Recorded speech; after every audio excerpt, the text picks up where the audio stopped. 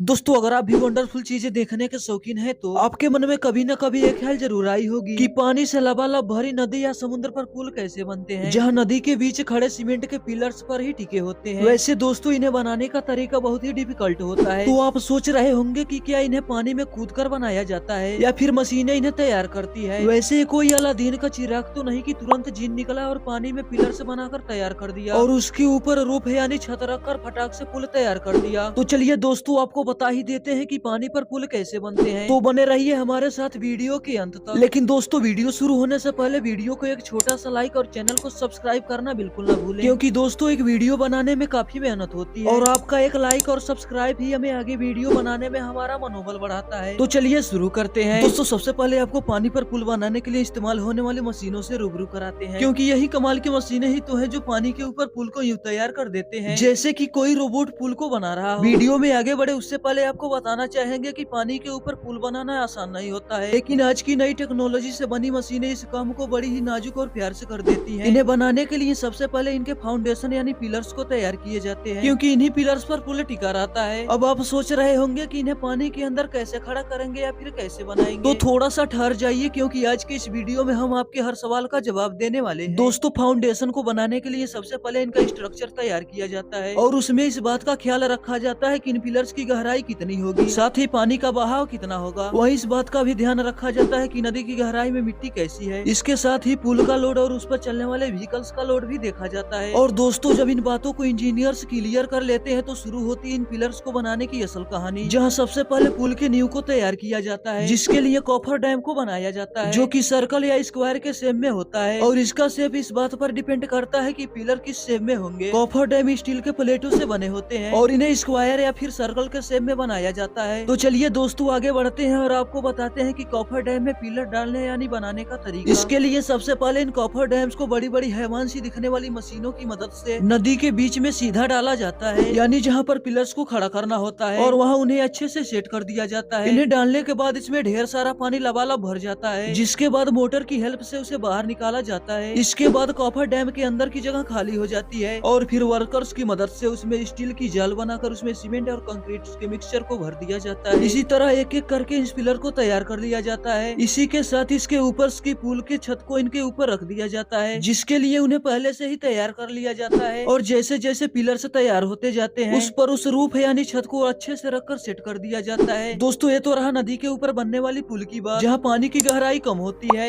लेकिन जब इन्हें समुद्र में बनाना हो तो कैसे बनाते हैं, तो दोस्तों सीधी सी बात है कि वहाँ कॉफर डैम का इस्तेमाल नहीं किया जाता है, और कर भी कैसे सकते हैं क्योंकि समुद्र की गहराई बहुत ज्यादा होती है। तो गलती से भी कॉफर डैम का इस्तेमाल समुद्र में पुल बनाने के लिए नहीं किया जा सकता। दोस्तों आगे बढ़ते हैं और आपको बताते हैं कि अगर कॉफर डैम का इस्तेमाल नहीं करते तो फिर कैसे समुद्र पर पुल बनाया जाता है। तो आपके जानकारी के लिए बता दें कि कॉफर डैम्स की जगह बड़ी बड़ी स्टील की पाइप का इस्तेमाल किया जाता है, और इन्हें इस्तेमाल करने से पहले पिलर्स की गहराई को नाप लिया जाता है, जिसके बाद इन स्टील के पाइप्स को डालकर इसके अंदर का पानी निकाल देते हैं और फिर उसमें सरियों का जाल डालकर सीमेंट और कंक्रीट के मिक्सचर को डाल देते हैं। इसी तरह जैसे जैसे पिलर्स तैयार होते जाते हैं तब उनके ऊपर छत को डाल दिया जाता है, और फिर क्या लो अब पानी का पुल बनकर तैयार हो चुका है, और अब कोई भी इस पर अपनी फर्राटेदार गाड़ी को आराम से दौड़ा सकता है। तो दोस्तों आपको ये जानकारी कैसी लगी हमें कमेंट में जरूर बताएं, और मिलते हैं ऐसी किसी और इंटरेस्टिंग वीडियो के साथ। तब तक के लिए धन्यवाद।